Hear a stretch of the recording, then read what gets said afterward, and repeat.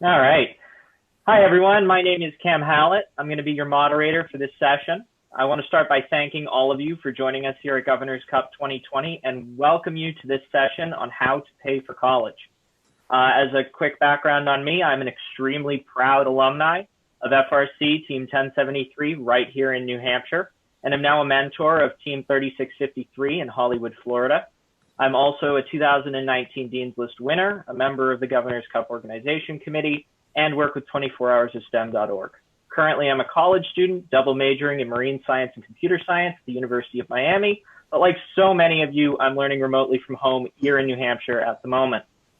So the way this session is going to work is that each of our wonderful panelists is going to spend a few minutes talking about how this talk applies to their school, financial aid, how to pay for college, as well as do a quick introduction of themselves.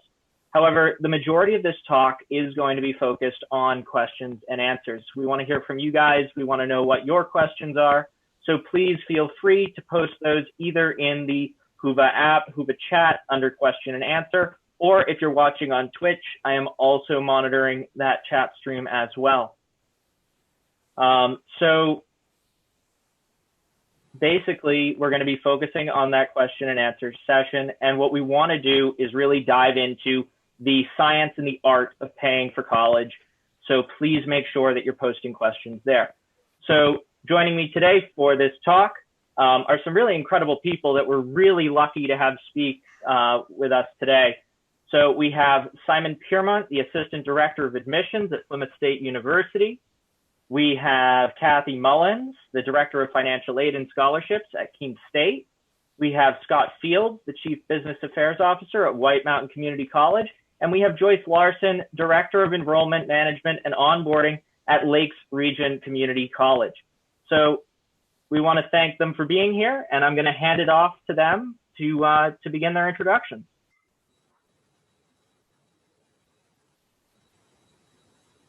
I'll be happy to go first. So I'm actually here for Plymouth State in place of Simon. We had some last minute kind of change up in our lineup here. So my name is Ryan. I work in the admissions office alongside Simon. I focus on working with our in-state population here in New Hampshire.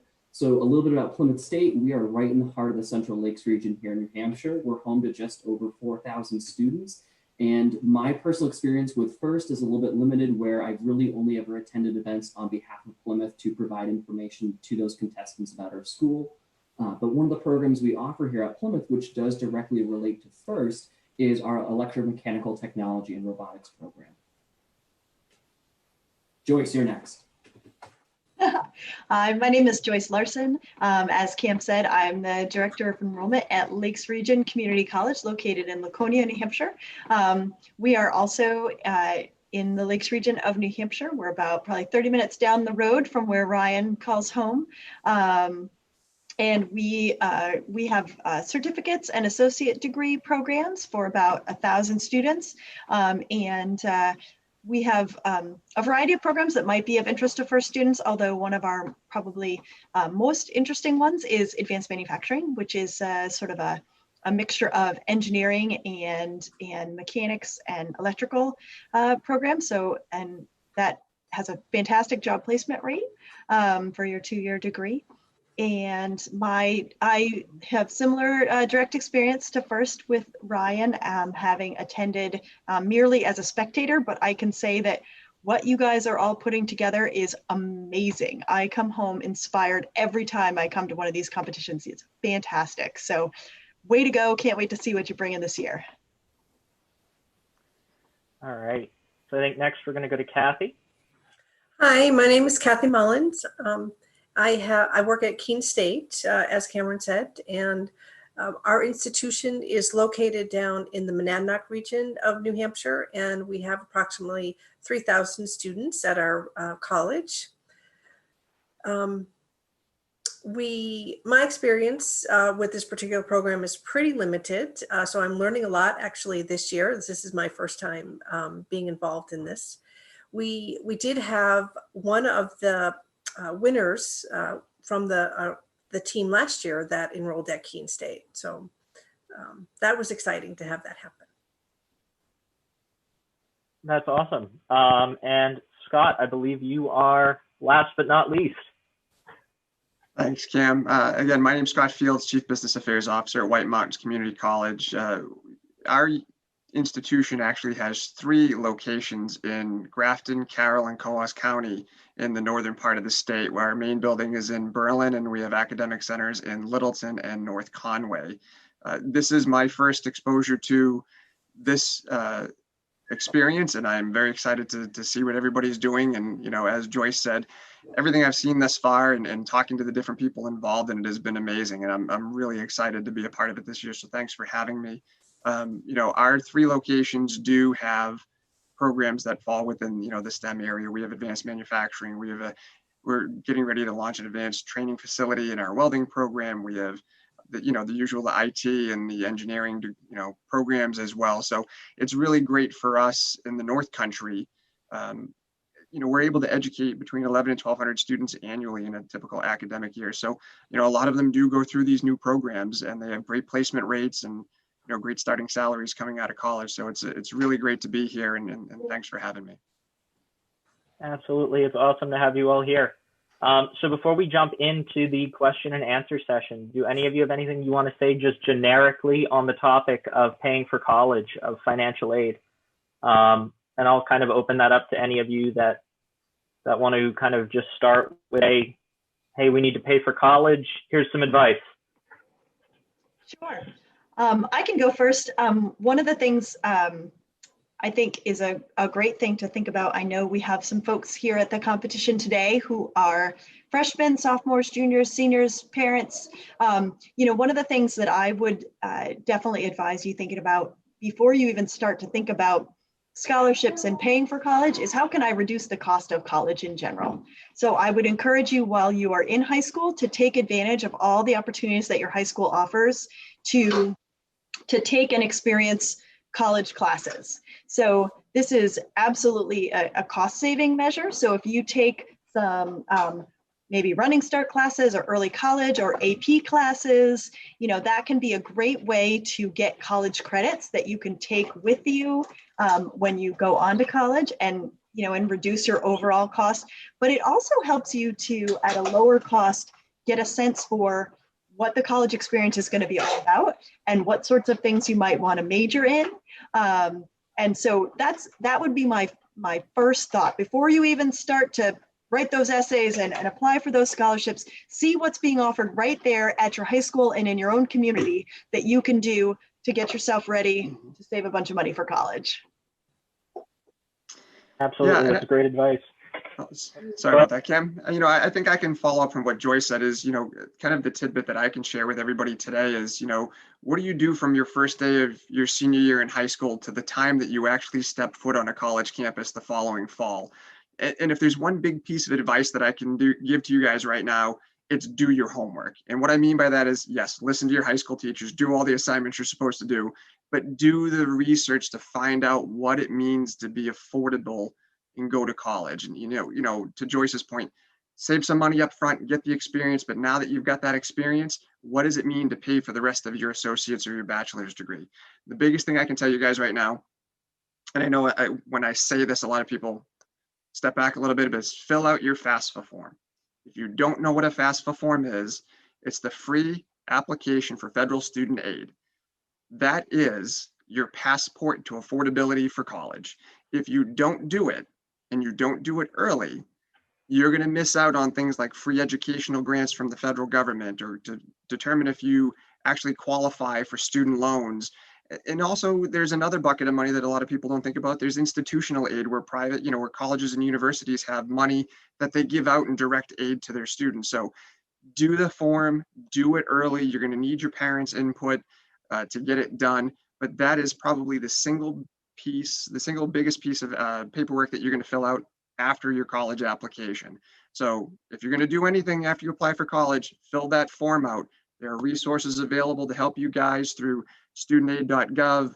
You can look up YouTube videos. I'm sure there's stuff on Twitch, as well as calling any of your financial aid counselors at the colleges that you're thinking of applying to, and they will walk you through it. This is our jobs, is to make it affordable for you guys to come to school with us.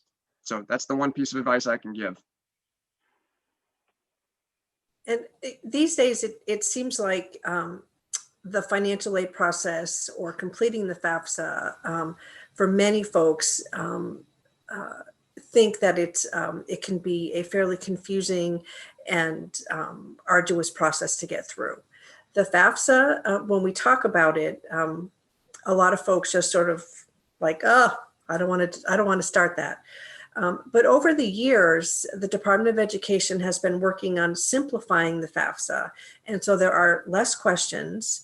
And most recently, within the last couple of years, families can now also transfer their tax information directly from the IRS website onto the FAFSA. And that's really important for families to take advantage of, because it makes the process much easier. And then if perhaps you are selected for verification by the Department of Education, completing the verification process just got a whole lot easier. So getting the FAFSA done, as has already been said, early rather than later, is certainly great advice. And again, if you have questions or if you're unsure of the process, always contact the financial aid office at the schools that you're applying to. We are a great group of folks that just want to be there to help you through the process. And we know for a lot of folks, this is the first time completing the process. And again, it can be a little overwhelming and confusing. So we're there to help answer every question, whether or not you think it's a silly question or not. So. And I think what I'll add on to all that is mostly reinforcing what other people have said, which is utilize your resources, is I think kind of a central message there. So connecting with the financial aid offices, this is truly, they do this day in and day out. They are the content experts on the FAFSA, financial aid in general at each of the universities and colleges you apply to. Utilize your school counselors at your local high schools. They go through this process with students every single year as well. But also a really great free resource for New Hampshire residents here is the New Hampshire Higher Education Access Foundation Center for College Planning. They are dedicated financial aid counselors. They are unbiased, so they do not work for individual colleges and universities. They are federally funded to help you and your family with navigating the financial aid process and for planning. So if you need someone to kind of virtually sit down with you and fill out the FAFSA with your parents, they can do that.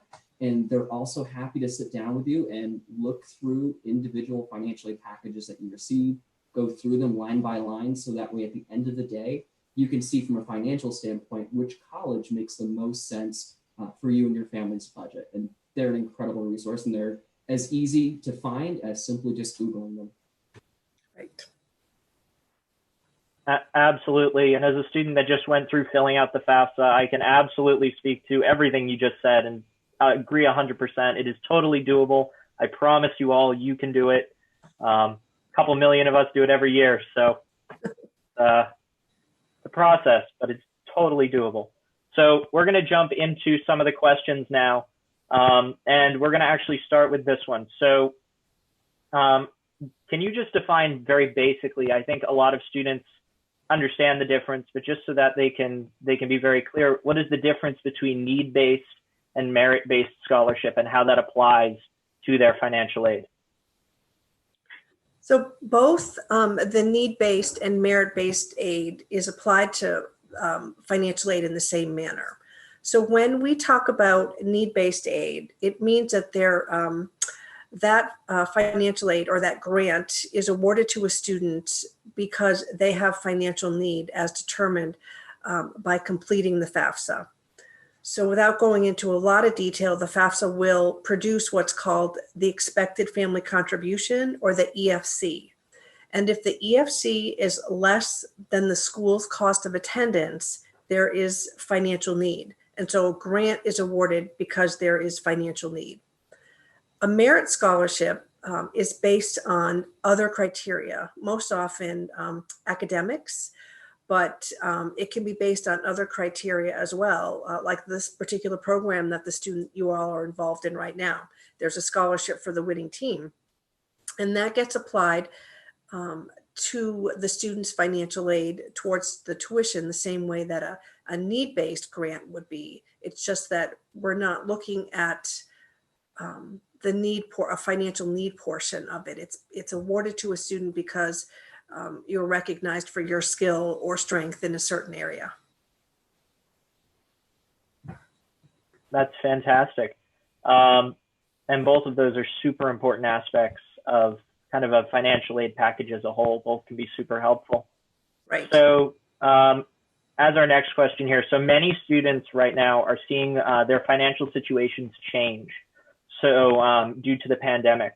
So what advice would you give a student who may find themselves needing either more financial aid than they were initially approved for, or maybe going through some more difficult times right now? What advice would you give them about applying for financial aid and how to make sure that that process is kind of as painless as possible in those situations? So if I can just jump in on that one for a second, and something that everybody needs to know is things change rapidly, Cam, as you said, with COVID-19. People need to still fill out the FAFSA, go through the process the way it is. And the reason I say that is for the community college system of New Hampshire, which is Lakes Region, it's White Mountains, there's 5 other campuses throughout the state. We awarded over $2.5 million in Gopher funds, which are educational grants from the state of New Hampshire that do not need to be paid back to families that were affected by job loss in COVID-19. So that's critical. So, I mean, for people that are facing these types of situations where you're having to make tough decisions, still do your homework, still do your research, still fill out the FAFSA. Who knows what other federal legislation will be passed, and if that will include any additional rounds of student aid to keep kids going to college. We don't know that yet, but keep filling out the paperwork, because without that application being done, you cannot qualify for Gopher grants. You cannot qualify for CARES Act grants, which happened last spring when COVID first kicked off. The community college system gave out another $1 million in federal tuition assistance to students at our 7 campuses. So, I know it's difficult in the trying times, but fill out the paperwork, because if you don't fill it out, you can't receive the aid that comes from the state or federal government.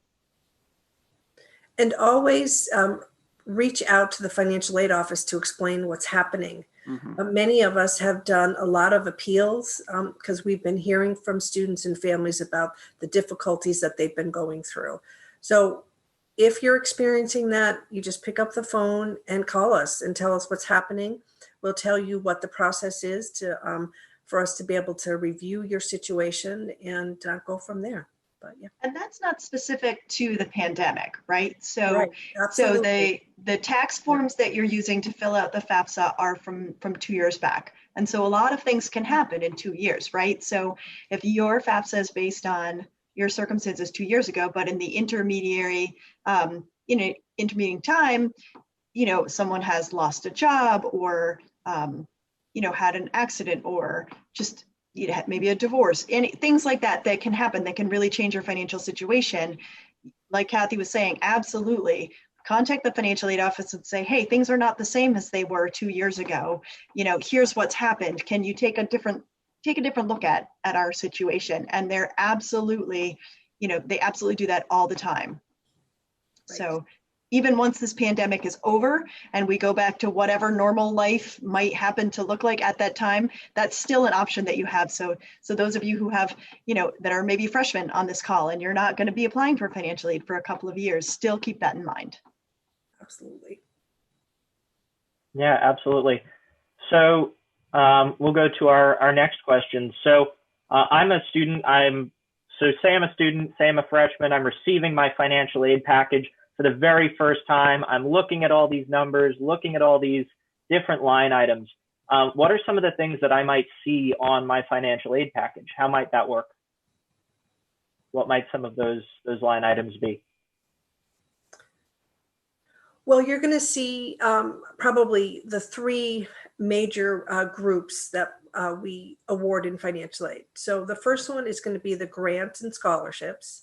So grants are typically need-based, and scholarships, again, are awarded based on other criteria. That's commonly referred to as free money, which is money that you don't have to pay back. So it's gift aid that is coming to you that's going to be applied directly towards your tuition. The next type of aid you'll see will be information about student loans. And those are typically offered to all students. And students can really accept or decline any or all of the aid that they're being offered. So if they've been able to save and put money aside from summer work, then maybe they don't have to borrow a student loan. And then last but not least, there'll be work study. And this is an award that a student can is given, and they can actually get a job on campus. And just like any other job, they are paid for the hours that they work up to the amount of the award that they've been given. But Ryan mentioned before NEEF, because a lot of the award letters are going to look different, and sometimes they're called different things, but they are going to be one of those three items. So NEEF can really help you compare your award letters once you have all of your award letters in from the schools that you've applied to. And it's really important, again, as Ryan alluded to make sure that you're really comparing apples to apples and oranges to oranges, rather than looking at the bottom line and thinking that, oh, this is where I got the biggest gift aid, and this has got to be the least expensive choice for me. And that might not be true, but places like NEEF can really help you compare and look at those to make sure that you're comparing all of the same information across all of your financial aid award letters. That's great advice. So I think next what we are going to talk briefly about is that a lot of students hear the term student loans and they immediately cringe and they go, oh my goodness, these are so overwhelming. How am I going to deal with these student loans?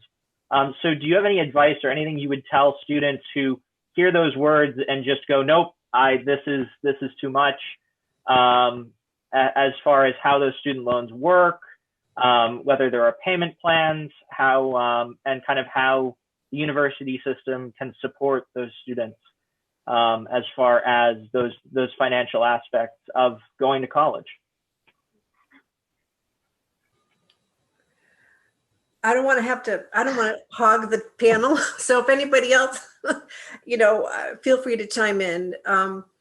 Yes, student loans are scary. Absolutely. But they are a means for you to be able to achieve your dream. And with the federal student loans, there are limits to what you can borrow. And studies have shown over and over again that a student with a degree, whether it's an associate degree or a bachelor's degree, has a higher earning power. And once you have that degree in hand and you're able to get a job, you will be able to make those payments on your student loans. And there are payment plans. There are 7 or 8 different options at the moment. So there is definitely a way to be able to make your repayment on your student loans affordable based on the income that you are earning at the time that you graduate. But it is scary, but a lot of students do borrow and a lot of students pay their loans back. Yay, I paid mine all back. It took a while, but it's without those student loans, I know I never would have been able to afford to go to college and to get my undergraduate degree and then eventually to get my graduate degree. So it afforded me that opportunity to achieve my dream. I think the thing to be thoughtful about student loans is to know that you can be eligible for more loans than what the actual just tuition of the school is. And so some people, and so like Kathy was saying, you can accept or decline any amount of those loans, right? Yep. So to be really thoughtful about only taking out just the money that you absolutely need, knowing that you're going to need to pay those back with interest. And just because somebody offers you $3,000 more and you think, well, that's great, I would love to have an extra $3,000. That's $3,000 now, right? But over the course of time, it's going to be a lot more to pay back. So really being thoughtful about what do you take, it's sort of like when you were a little kid in the cafeteria line, right? Take what you need and eat what you take, right? And so just being really thoughtful about what you really, really need and what you can do. There are also payment plans for anything that you're not getting financial aid for, right? So if you have all of your financial aid package and you still have funds money that you're going to owe out of your bank account, out of your pocket, you could conceivably take out fewer dollars in loans if you knew that you'd be able to spread out those payments. You don't have to write a check all at once. You can spread out those payments. And if you're working alongside going to school, conceivably you could sort of work it that way and take out a little bit less in loans. So there's a variety of different ways to kind of make it happen. And I encourage you to explore the different options that work best for you as a student or as a family. And go ahead, Ryan. Oh, sorry. I was saying, to kind of piggyback off of both is, I think when I speak with students as they're going through the application process and kind of navigating their search, the loans tend to be one of the scariest, if not the scariest part of this whole process in determining where it is ultimately you want to go. And I think a lot of it also depends on how you want to frame this in your mind. In a lot of ways, the default kind of reaction is these loans are going to be a burden on me. I'm going to have these as part of like debt that's on my back for years, instead of looking at this kind of similar to what Kathy was mentioning, which is it's an investment in yourself and your future. If you have certain goals for yourself, you may have to make certain types of investments early on, which in these cases could be loans. And similar to what Joyce was saying, really taking a hard look at what are the loans that are offered to you. If your financial aid package is offering you $10,000 in loans, but you only need $5,000 worth, you can decide to take some of them and not all of them. And when you're making that decision, a big part of that is understanding, I think, different types of vocabulary terms, because you might see things like subsidized loans and unsubsidized loans, and those have a very different direct and indirect kind of cost to taking those on. If you had to choose between the two, typically it's better to look at the subsidized loans because those are not going to accrue interest while you're in college versus the unsubsidized ones would. So it's one of those processes where, again, utilizing your resources, talking to people that have been through the process, and really taking a hard look at what is it that you want, what is it that you need, and how do you kind of bring those two together.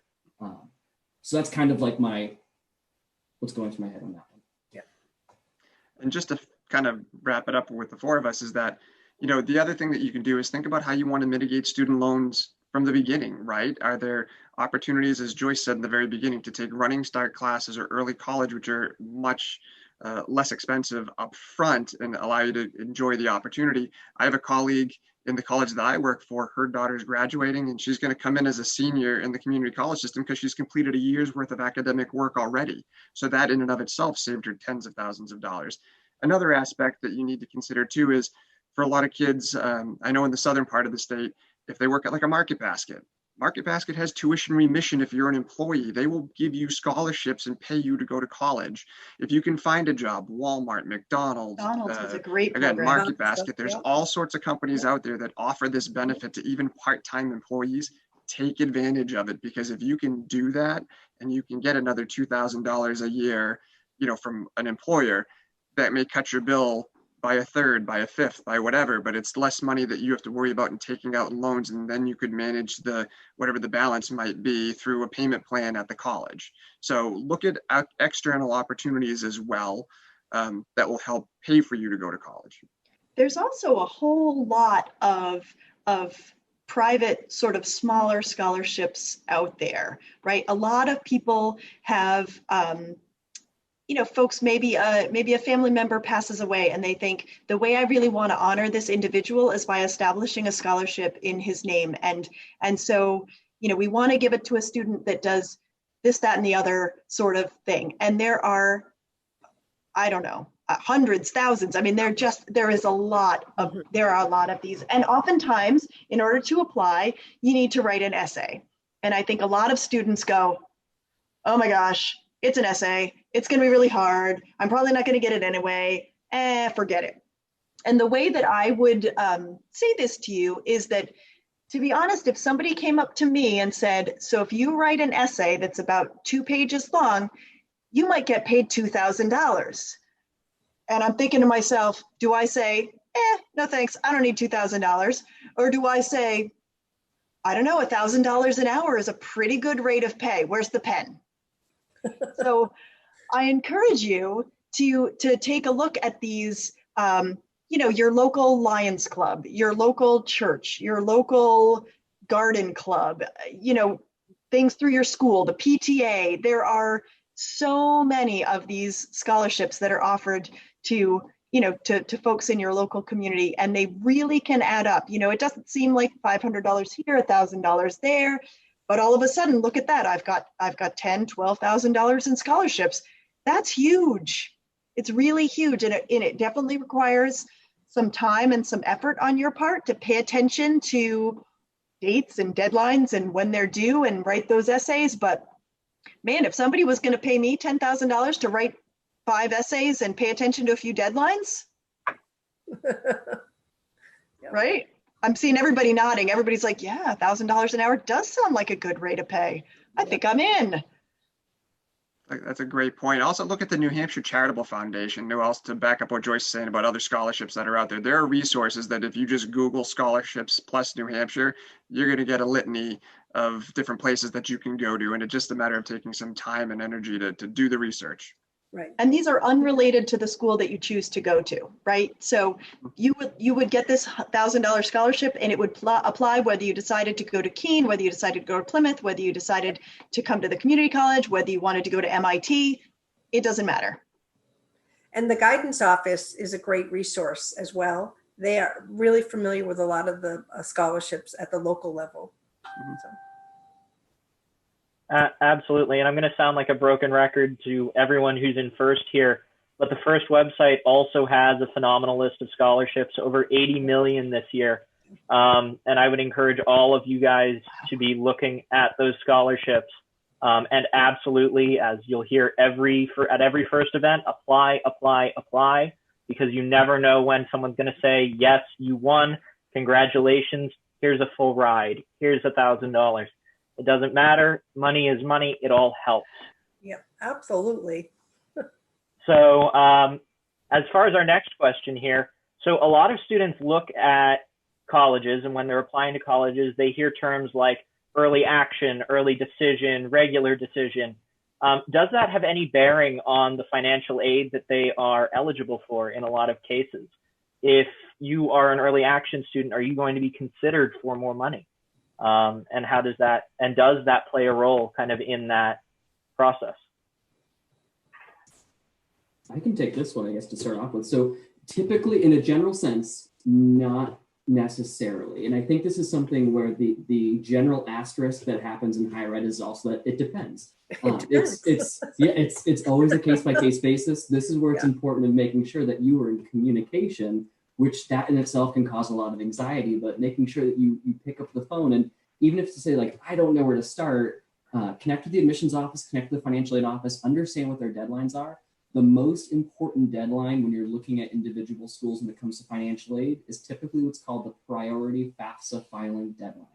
And what that typically equates to is if you have your FAFSA in to that school by that particular deadline, then whatever you qualify for institutional aid specifically at that school, they can typically deliver on that full qualification. If you submit it after that deadline, you might still be eligible for aid, but that pot starts to dwindle, and it's really gonna, it could be, you might get some or you might get none. So really kind of paying attention to like, what are the different deadlines? Normally when you hear things like early action, early decision, regular rolling admission, those are more specific to the application deadline itself. Where that might tie into financial aid, though, are merit scholarship deadlines and when you might qualify for those. But again, those are going to be on a case-by-case basis for your school. So make sure you understand where you're applying to, what are their deadlines. If there's an earliest deadline for one of the schools that could work downstream to your benefit for others, just get everything in for that earliest deadline. It'll come back and pay in spades. That's excellent advice. And so the next question is a little bit less specific to New Hampshire, but still absolutely applies to kind of paying for college in general. So obviously one of the benefits of being in New Hampshire is that we have an amazing community college system with some very reasonable prices and some really incredible prices for classes that are great for our students. However, you have some students who are looking out of state at some private institutions, and they may see a price of $70,000 a year on some of these schools.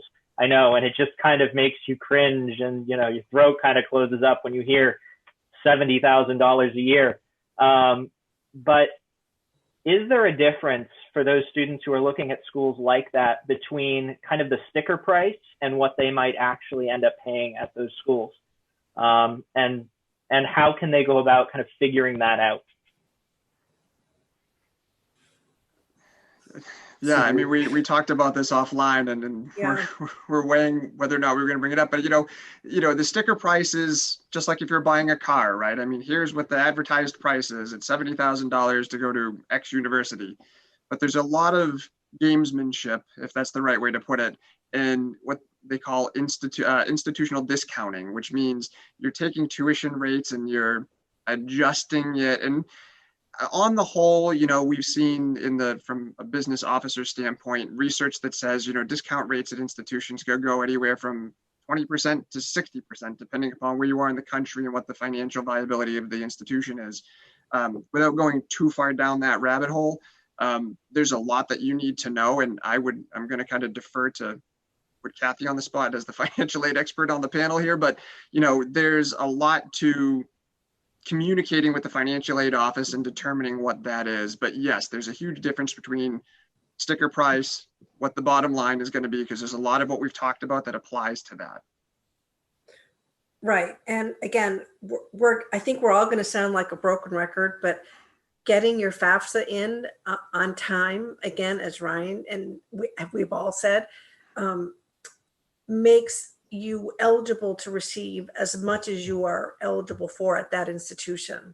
So many of the schools with the higher cost are private institutions, and they often have a lot more flexibility and funds to be able to have higher grants and scholarships.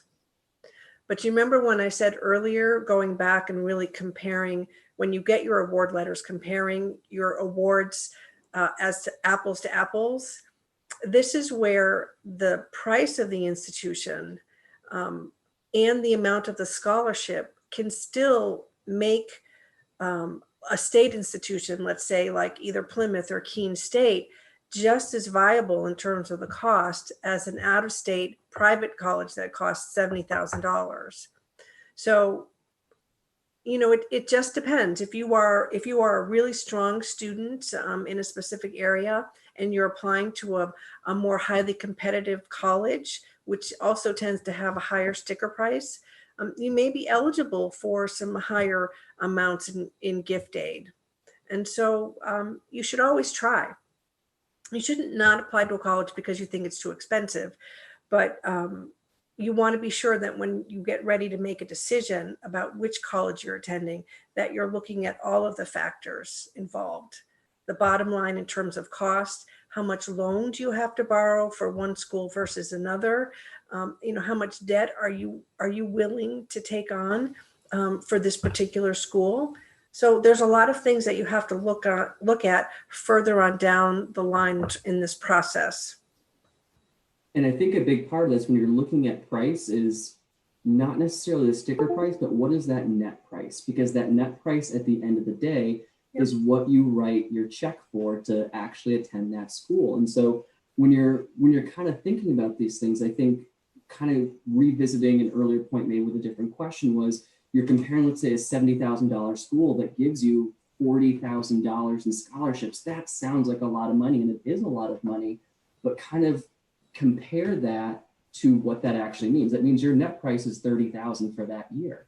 If you're looking at, let's say, a state school where their initial sticker price is maybe $25,000 to $30,000, and they give you, let's say, like $15,000 to $20,000 in aid, your net price is significantly less, and that's typically broken out across 2 semesters. So you might be paying somewhere around $10,000, which again, significantly less. So if you're to ask ever a question of how much is it going to cost me to go there, remember that phrase of net price. What is the net price for me?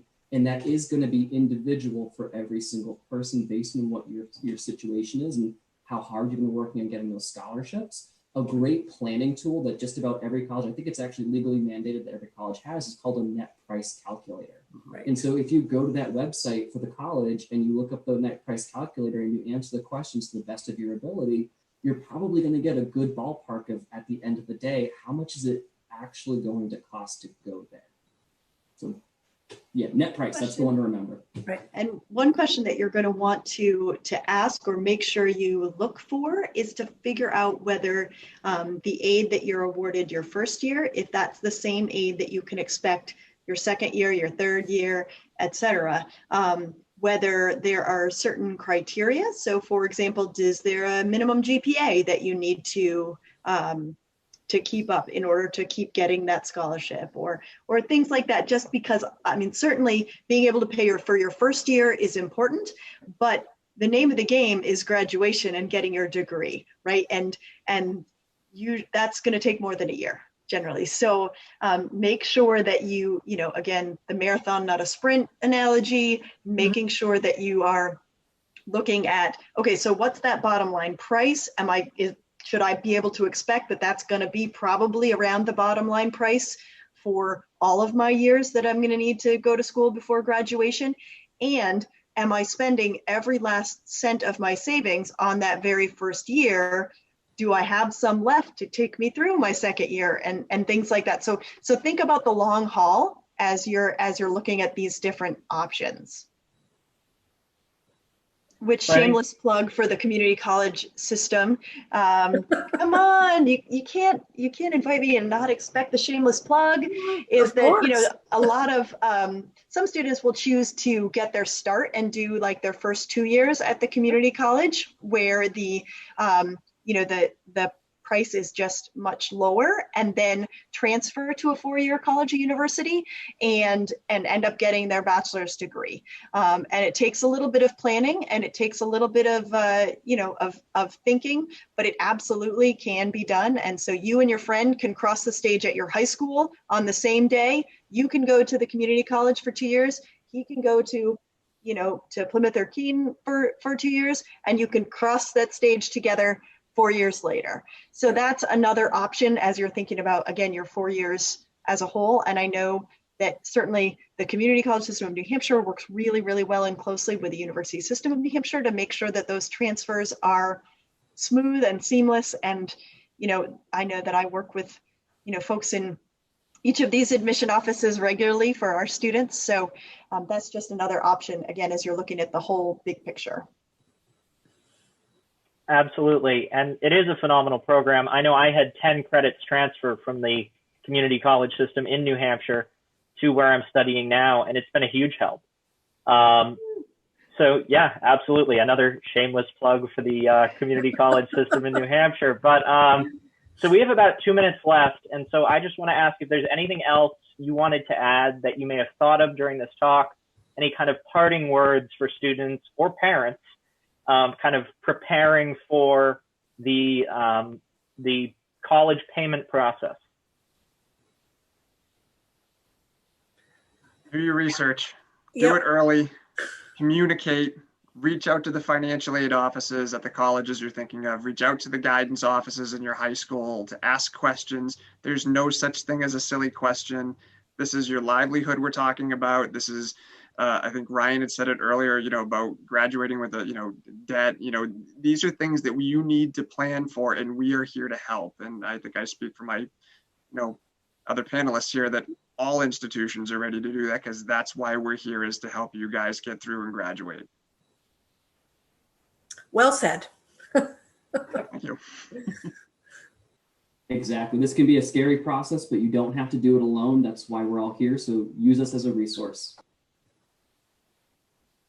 All right. So that is about it for time. So thank you all for joining me. This was a lot of fun. I think we got a lot of good information out there, and everyone apply, get those scholarships, fill out your FAFSA, and talk to your admissions officers. They're super helpful. They want to help you. We have 4 wonderful examples here of people who want to help you. So go out and try, and you can do it. I promise you can pay for college. All right. Thank you all. All right. Thank you. Thank Bye. you.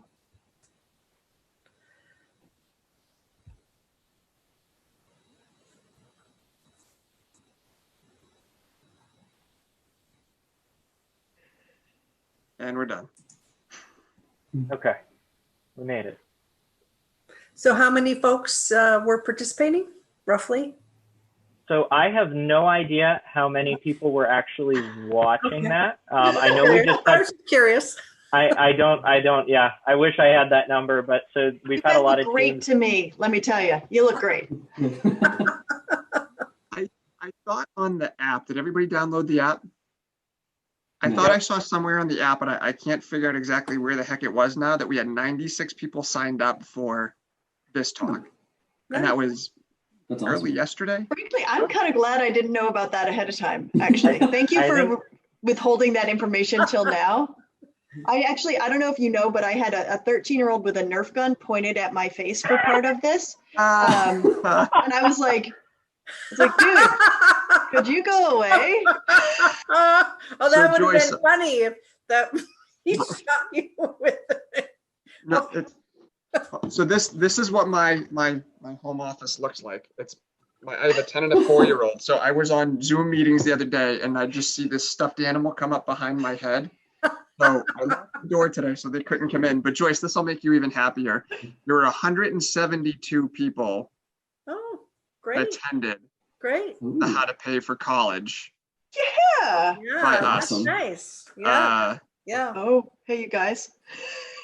We've been on Twitch.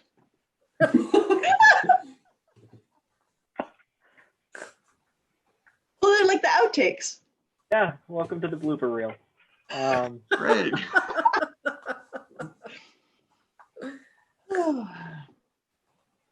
All right. Well, All Well, right. this was great, you guys. yeah. Yeah. Cameron, Yeah. thank you so much. You Yeah, really appreciate were, it. you were a terrific moderator. Like, have you had experience doing this before, or is this your first go? This is my first time moderating. I've spoken at events like this before, but I've never moderated. So Awesome. Great. You did a great job. thank Yeah. you. How many years did you do Great job. first? I was in first for a little over 10 years. Wow. Wow. So I You went can do it junior before high FLL school? all the way through FRC. Yeah. So I started in first grade, Wow. I think, and Oh my gosh. I've been a mentor for 5 years, and it's just a lot of fun. I absolutely love it. That's fantastic. That's awesome. Yeah. And so you are now a mentor for a local team here in New Hampshire? So Right. I'm a mentor for a team down in Florida, actually. So down where I go to school. And I work a lot with the New Hampshire teams and teams up here. Pretty much I act as just, if people need help, they can ask me for help. And I try and be available. I do a lot of work right now with an organization called 24hoursofstem.org, which we just started it earlier this year. And it's actually a global STEM conference. So we have teams in Australia, in Taiwan, in Wow. different parts of the United States, and we all collaborate and put on a continuous stream for 24 hours. And so we're working on our What second things event. are you doing during this stream? Like, what are you competing in different events, or? No, so it's largely workshops. So it's people who want to come on and talk about STEM. So last time we had someone come on and do a blacksmithing workshop where he came on and he did an hour on, in his home garage forge, how to blacksmith. Yeah, it was Wow. actually very Amazing. cool. And then we had the person who created emojis for Google talking about how they write their algorithms to figure out what emoji you want to use in a particular situation. So there's a lot of very cool, we've managed to get a lot of very cool people. We ended up getting a shout out from Lego Education, which was super cool. Yeah. So we're very excited. It's going to be a lot bigger the second time around. We got a lot of support after the first time, and we're super excited. That is awesome. I frankly have often wondered, like, I will be typing along and I'll be like, never knew there was a whatever emoji, you know? Right. So that's pretty cool. No, they were fabulous workshops. We ended up running 48 hours of video over the course of we ran 2 streams. It was very stressful, but it happened. And obviously, if any of you ever have anyone in any of your labs who goes, I'd love to present to a global audience, we have applications going out very soon. We would love to have any of your, anyone come and present on really any topic. Perfect. Well, thank you so much, Kim. This has been a No, really this- great experience. I think we're gonna we're going to hop off. Yep, sounds like we're still live, so. All right. All right. Thank you All all. right. See you later. Bye, Thanks so everyone. much, everyone. Bye. All right. Bye.